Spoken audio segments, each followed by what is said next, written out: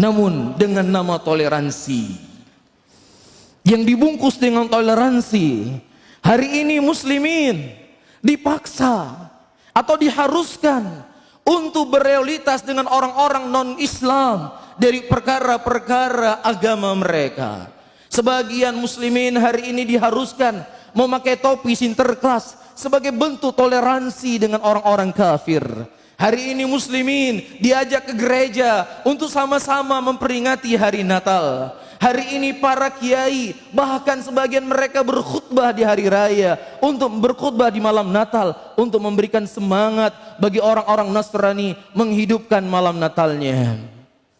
Saudara-saudaraku muslimin, enggak perlu mereka mengajarkan kita bagaimana cara bertoleransi.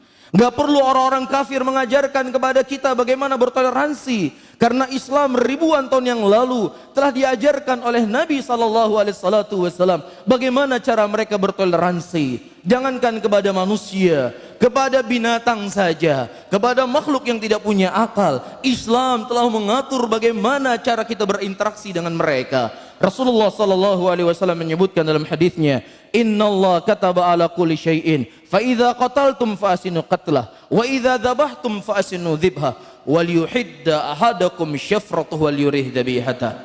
Allah telah mencatat segala sesuatunya. Kalau kau ingin membunuh, maka bunuhlah dengan cara yang baik.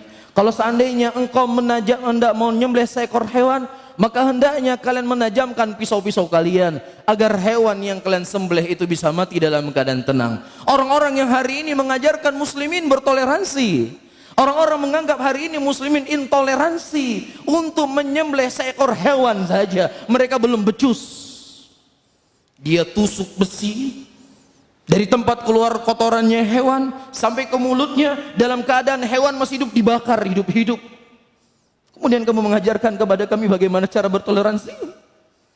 Bagaimana mereka hendak menyembelih seekor sapi, diikat sapi di sebuah kayu, kemudian dibiarkan dia berguling-guling, kemudian dipukul beramai-ramai. Kamu mengajarkan kepada kami bagaimana cara bertoleransi. Ribuan tahun yang lalu Nabi kami sudah mengajarkan kepada kami hal yang seperti ini. Bahkan bukan hanya kepada binatang, kepada makhluk yang tidak bisa terlihat, jin, dijaga adabnya dalam Islam, dijaga hak-hak mereka dalam Islam. Rasulullah SAW menyebutkan dalam hadisnya, la tastanju bil irath wal idham fa innahu zada ikhwanukum minal jin.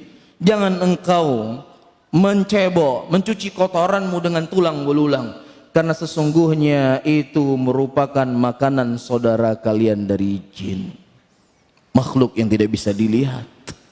Bagaimana lagi dengan manusia? Bagaimana lagi dengan orang yang punya perasaan? Bagaimana lagi dengan orang yang punya akal? Tentunya Islam lebih jelas mengajarkan kepada kita bagaimana bertoleransi dengan mereka. Bahkan hal yang paling terkecil pun, perasaan, dijaga dalam agama Islam. Rasulullah SAW menyebutkan dalam hadisnya, idza kuntum thalatha, apabila kalian sedang bertiga, maka jangan yang duanya itu saling berbisik-bisikan, yang satunya tidak diajak bicara, fa innahu yuhzinuh, maka itu bisa membuat dia sedih, dilarang oleh Nabi SAW. Saudara-saudaraku muslimin, silahkan Anda membantu orang-orang non-Islam. Ketika mereka mendapatkan bencana, silahkan kita bantu mereka.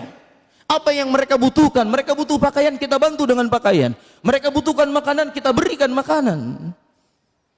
Iya, ketika anak mereka butuh biaya pendidikan yang dia sekolah di sekolah umum, silahkan kita bantu. Ketika itu perkaranya adalah muamalah, silahkan kita bertoleransi dengan mereka. Bahkan Rasulullah SAW dalam kondisi perang sekalipun, beliau melarang para sahabatnya untuk menghancurkan gereja. Rasulullah melarang untuk membunuh para pendeta. Rasulullah melarang untuk membunuh para biarawati. Biarkan mereka hidup, biarkan mereka berjalan dengan apa yang mereka yakini daripada agamanya. Inilah toleransi yang diajarkan oleh Islam.